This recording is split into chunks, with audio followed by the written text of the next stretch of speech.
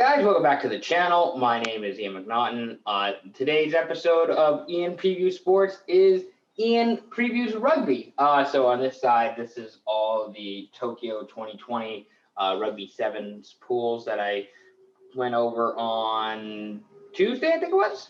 I think I talked about it Tuesday. It's now Thursday. I'm actually recording this, I believe, in the middle or just as it's about to start, the Springboks versus Georgia. That's going to be a really good test match. It's going to be the first match for the Springboks since the 2019 Rugby World Cup final, which you can tell up here. So basically, I have all the big, sort of important international matches happening this weekend. Unfortunately, I don't think I'll be able to watch any of them because tomorrow I'm picking my brother up from the ferry, and it kind of cuts into when the games are happening. So that being said, you won't get any live tweets from me. You won't get a whole lot of info as the games are happening. I'll probably do a video Sunday night, Monday, recapping all these games plus the F1 race. That's what I'm doing after this is doing my F1 preview.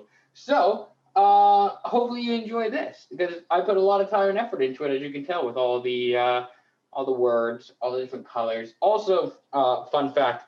My green marker ran out the other day when I was putting in Ireland. So fortunately, there weren't any other teams with green after Ireland, but it just means I need to get a new marker or steal some from a workplace. So if you know a workplace I could steal dry erase markers from, let me know.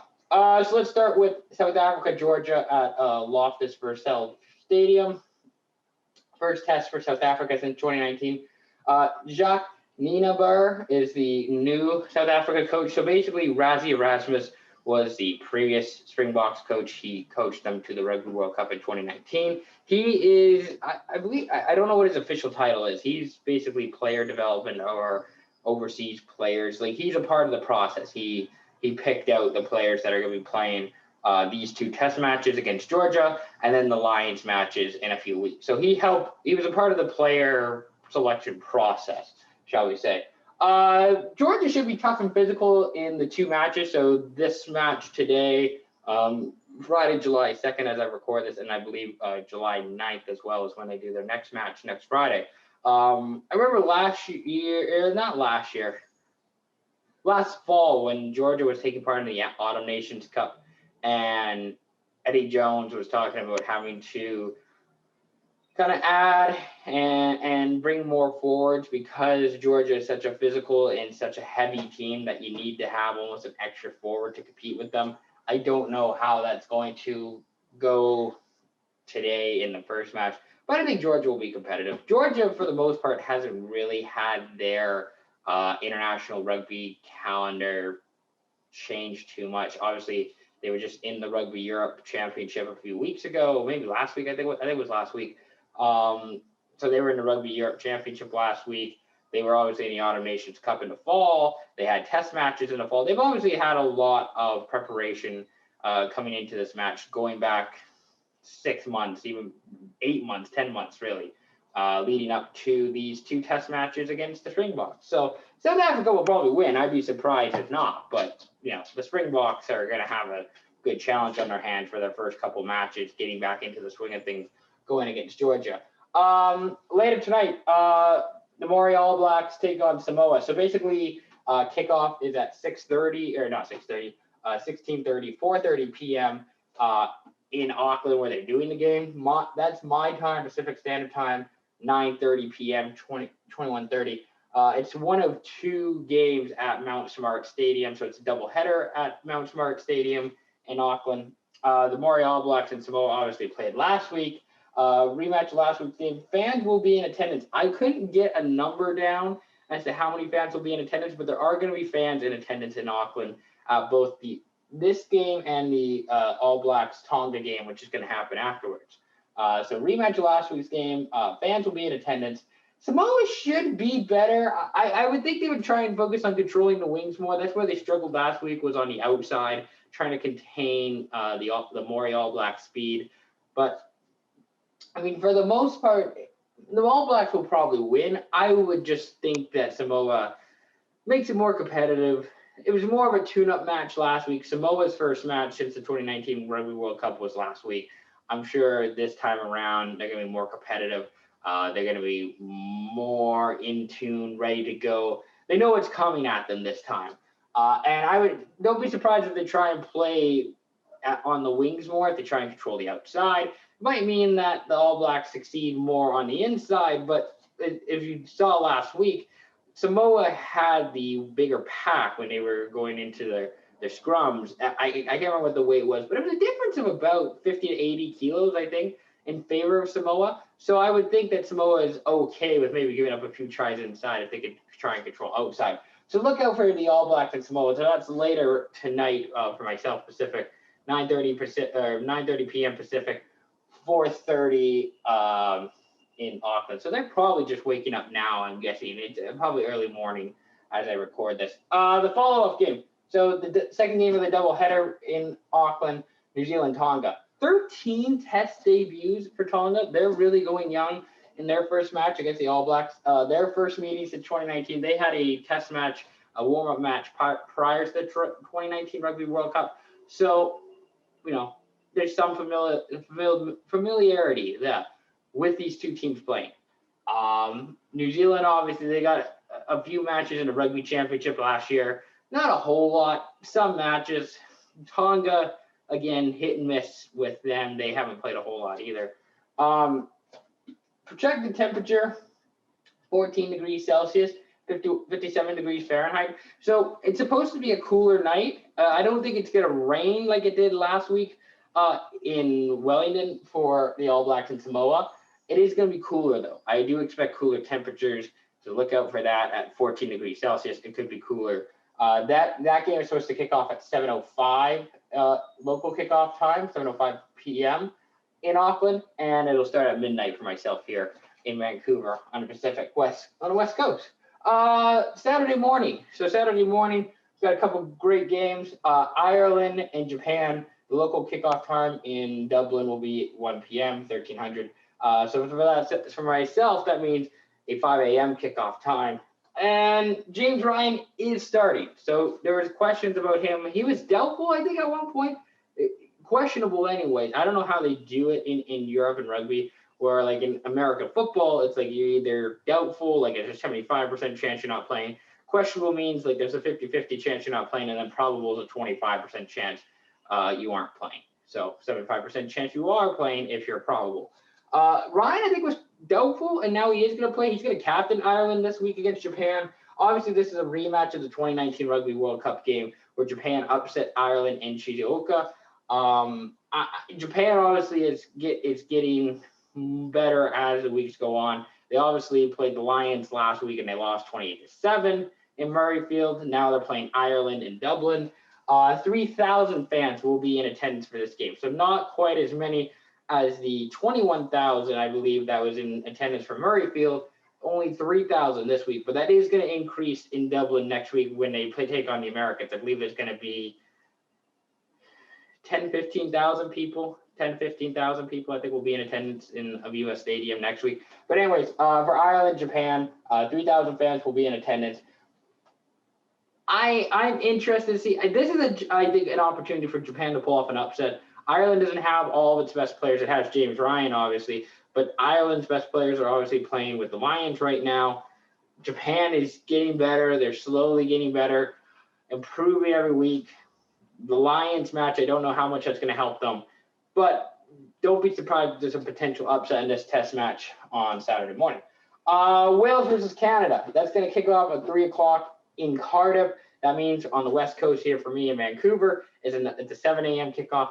I will be able to watch most, if not all of it, because I have to go pick up my brother tomorrow. But it's going to be 635 days between games for Canada. So Canada's last match was at the 2019 Rugby World Cup against the Springboks, where they got blown out 63-7. It wasn't even close from the start. And Canada didn't get to play their final game at the Rugby World Cup in 2019. Because of the typhoon that was going through Japan, their game was it happened on a Saturday, the typhoon. Canada's game was against Namibia on a Sunday. It got canceled.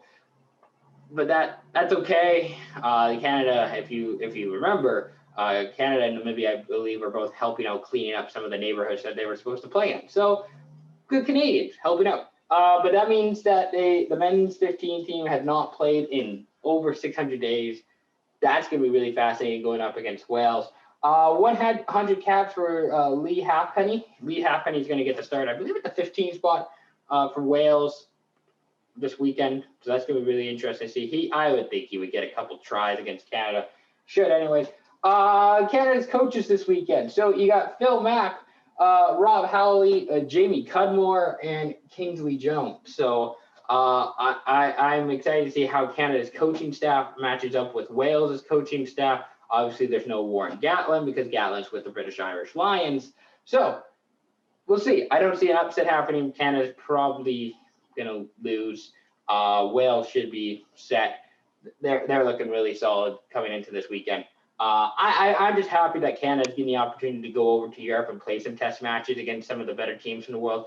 Even if some of the better teams in the world don't have their best players because of the Lions year, still, you're getting the opportunity to go to Wales and Ireland, or Wales and Canada, or Wales and England. Blah, not Ireland. Wales and England. You're going to play Wales and England. Can't complain with that.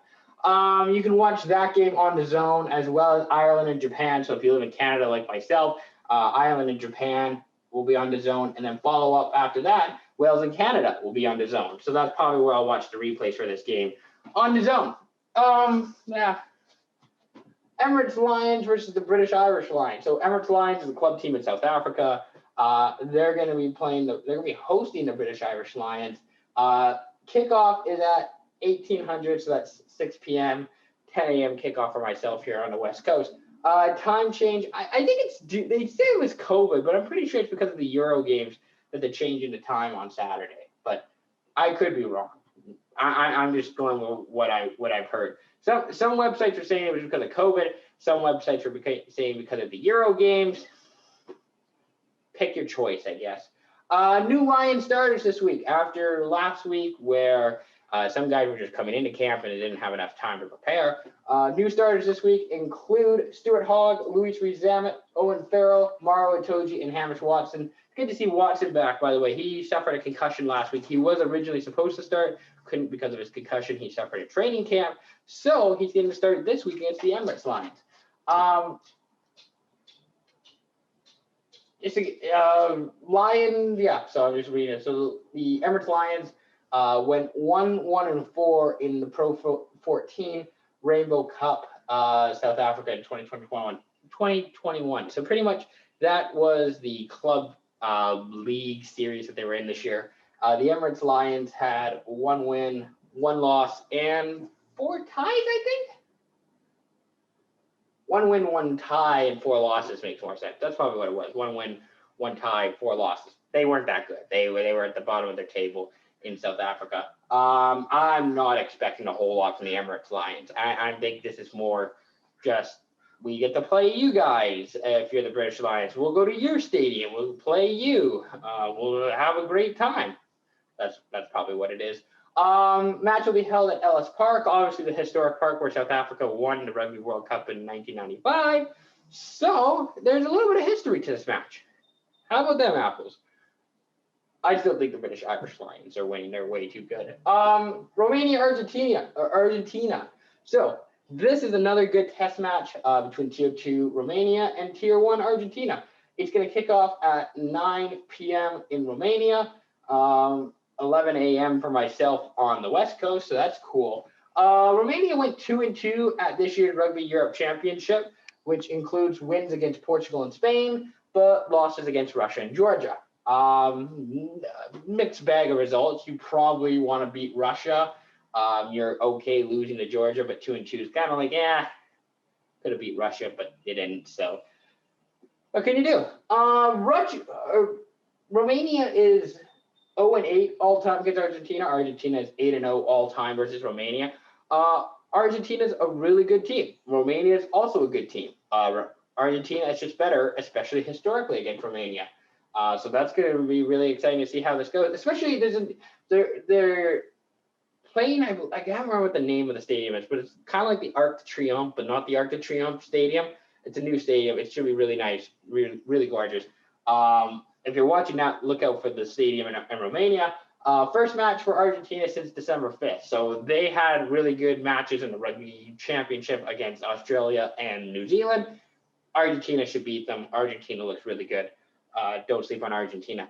The other match that was kind of involving Rugby Europe Championship teams include Spain and Russia, but that's been postponed due to COVID cases in the Russian team. No word yet on rescheduling. Games should be played in Spain at some point. Georgia's already won the Rugby Europe Championship. It's just you got to play the rest of these games. They have to finalize them. So that's what they're trying to do. So Spain and Russia, postponed, not happening this weekend. Don't need to preview that. England versus the U.S. You can also see this game on DAZN on Sunday with a local kickoff time of 2 o'clock Pacific, or 2 p.m. in London, or 6 a.m. on the West Coast, 9 a.m. on the East Coast in the U.S. if you're interested in that. Rematch of their 2019 Rugby World Cup Pool C game, England won 45-7. Wasn't that close, wasn't that competitive. I think that game took place at the support. No, where did that game take place? Toyota Sapporo. Took place inside, I believe. Oh no, maybe Kobe. Maybe it took place in Kobe. That sounds right. Took place in Kobe. Players I'm watching this weekend in this match. Sam Underhill, he's going to be playing at the 7, and then Ben Curry, probably maybe at the 6. I don't know if he'll start, but Ben Curry's going to get some action, I would think, this weekend. Are my players to watch from England, and then Cam Dolan at the 8 is my U.S. player to watch. England should probably win. The U.S., they're obviously in the middle of their Major League Rugby season, so guys have been playing club rugby for a while. Kind of the same in England, too. They got a little bit more of a break. I'm excited to see this match. It should be really good. I'm picking England to win. England should beat the U.S., but it should be competitive. It should be fun. And again, similar to Canada, it's nice that the U.S. is getting this experience, this preparation, where they play England on July 4th, coincidentally, and then Ireland on July 10th. So it should be good. I'm hoping that both Canada and the U.S. can take a lot of stuff from these games in preparation for their qualifying games in September and October, I believe. Just September, September 4th and September 11th, I believe. Uruguay and Argentina, 15. So basically, the Argentina B squad, the 8, like not the top team, but the tier before that. Kind of like, who is it here? The Mori All Blacks. Essentially, that equivalent for Argentina is playing Uruguay on Sunday. Kickoff time, local kickoff time, 2:10 p.m., which means a 10:10 a.m. kickoff on the West Coast for myself. Test match for Uruguay to prepare for the Rugby 2023 World Cup. So they will meet 2 of the 4 teams, Brazil, Paraguay, Chile, and Colombia to qualify. So essentially what happens is that I believe it's Brazil and Paraguay are playing one another, and then Chile and Colombia are playing one another. Basically, whoever wins those matches between Brazil and Paraguay and Chile and Colombia will play Uruguay in kind of a triangular match to determine who qualifies as the South America 1. That will then face the North America 1 to then become the America 1 in the 2023 Rugby World Cup. Yeah, Argentina's reserves will start this game. So basically, whoever doesn't go to Romania this weekend, they're going to be playing Uruguay and Montevideo. So it should be a good match, should be a competitive match. Uruguay might even win it. We'll see. Who knows? That's the big matches this weekend in Ian Preview Sports, Ian Preview Rugby. Those are the big matches happening this weekend. If I missed something, please let me know. Be sure to put it in the comment section below. Thank you very much for watching this video. I hope you enjoyed it. Be sure to like the video. Be sure to subscribe to the channel. Your support is greatly appreciated. And hopefully, we have some great rugby this weekend. That's what I'm excited for. Just some great, hard-hitting rugby. Again, thank you very much for watching. We'll talk to you again soon. Peace out.